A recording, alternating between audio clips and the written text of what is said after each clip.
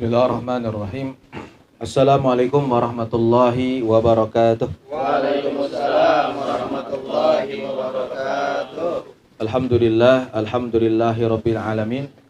Wassalatu wassalamu ala asyrafil anbiya'i wal mursalin Abil Qasimil Amin wa ala alihi wa sahbihi ajma'in amma ba'du. Subhanaka la ilma lana illa ma 'allamtana innaka antal alimul hakim. Wa wafiq lana wahdina ila siratikal mustaqim.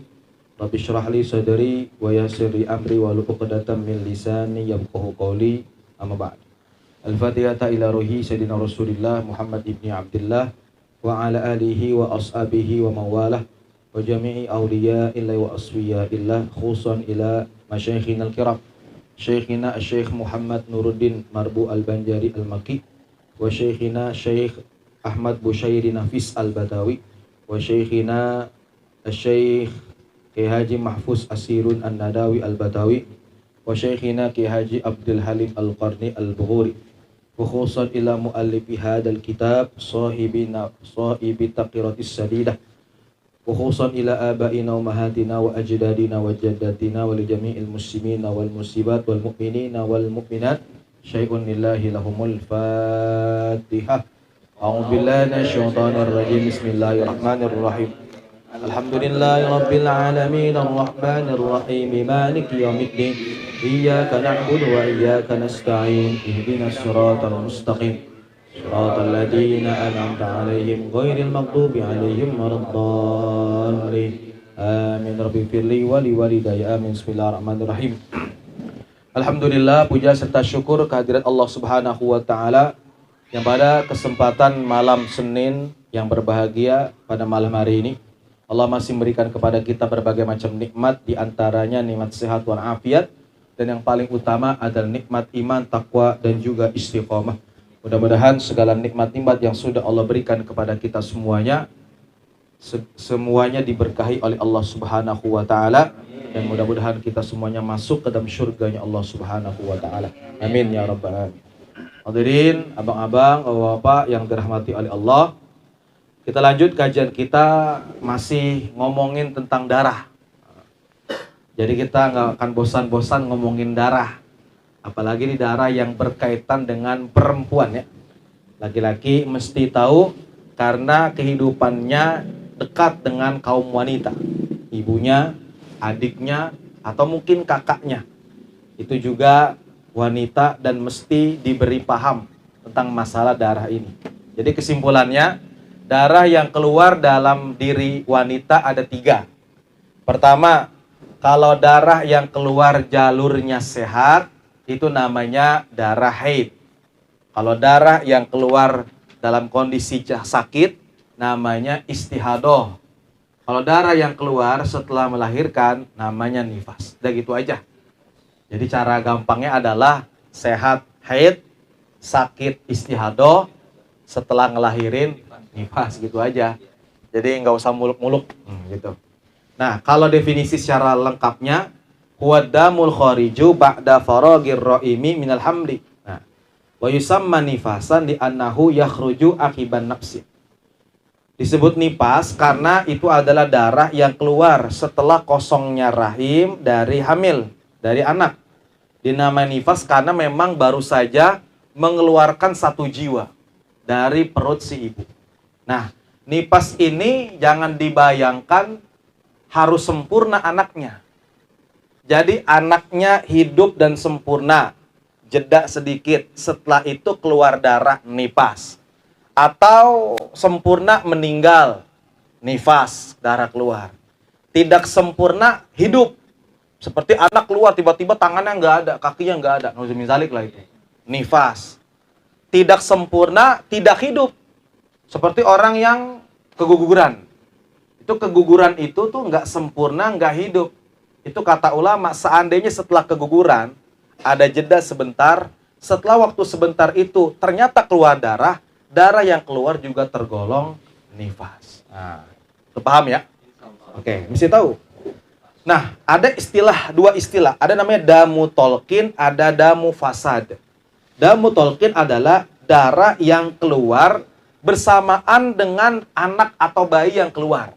Kan kadang-kadang kalau kita ngelihat nih ya, istri kita lah contoh umpama, ketika ngelahirin, itu ketika proses persalinan kan darah keluar. Pertama ketuban yang pecah, bener ya?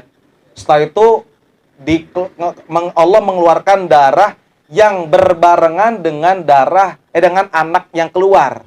Maka darah yang berbarengan dengan anak yang keluar disebut dengan damu tolkin. Atau lebih kita sebut dengan damul wiladah. Nah, istilahnya tuh.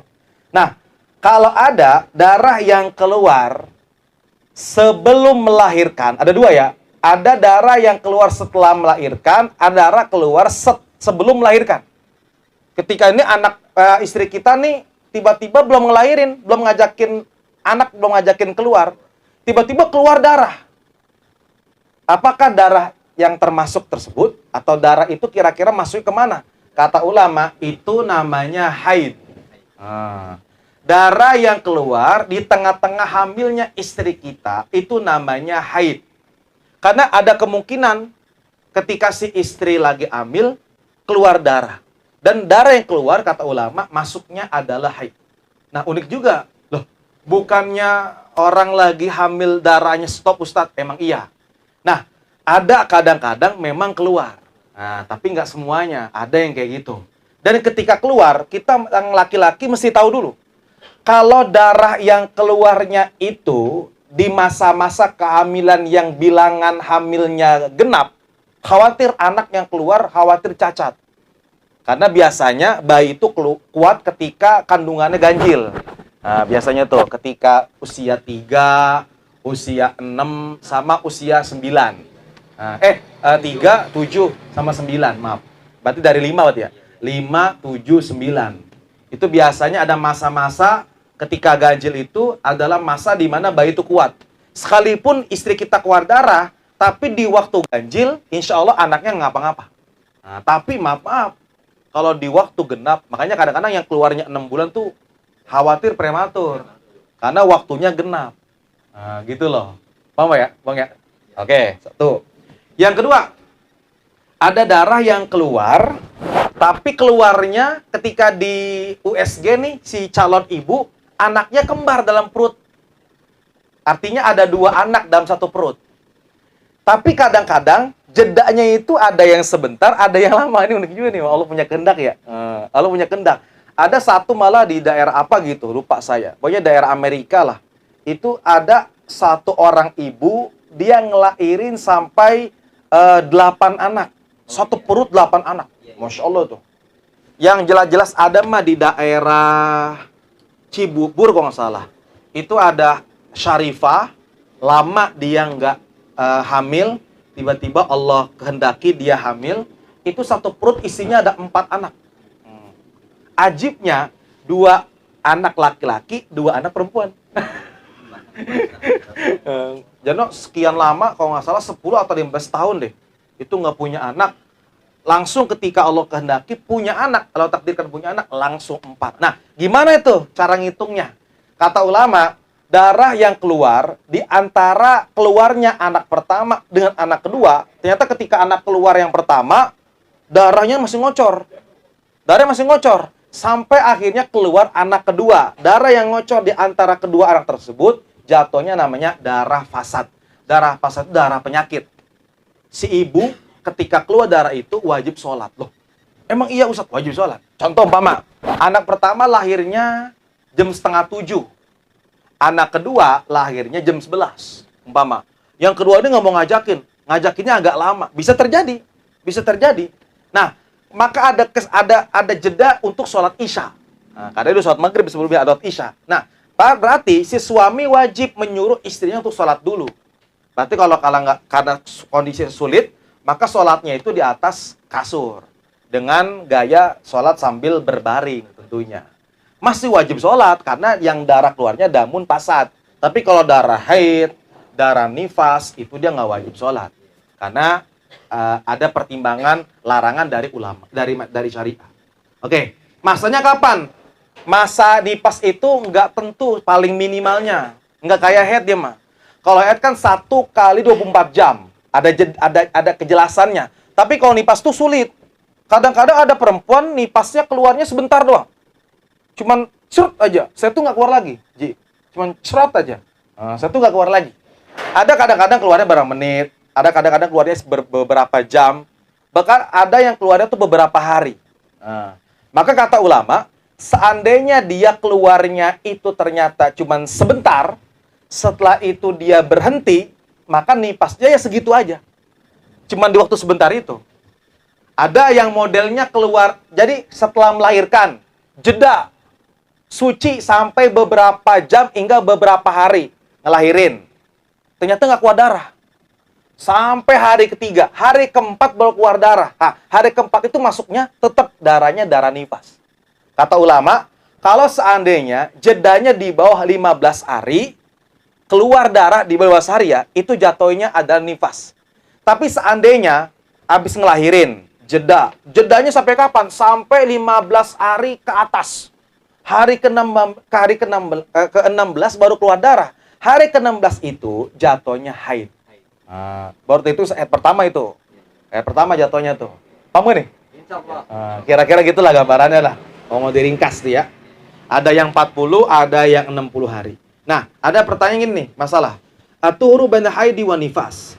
Idza taqaddama al-haidu 'ala nifas, fala yasharatu wujudun fasilun fadamu alladhi qabla wiladati yusamma dama haidin.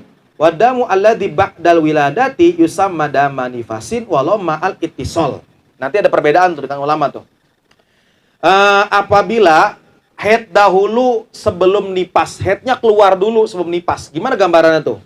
Jadi ada orang yang tadi saya bilangin, sebelum ngelahirin di tengah-tengah hamil dia keluar darah. Maka kata ulama, darah yang keluar itu jatuhnya haid. Ada orang yang darahnya keluar setelah melahirkan. Darah yang keluar setelah melahirkan itu jatuhnya adalah nifas.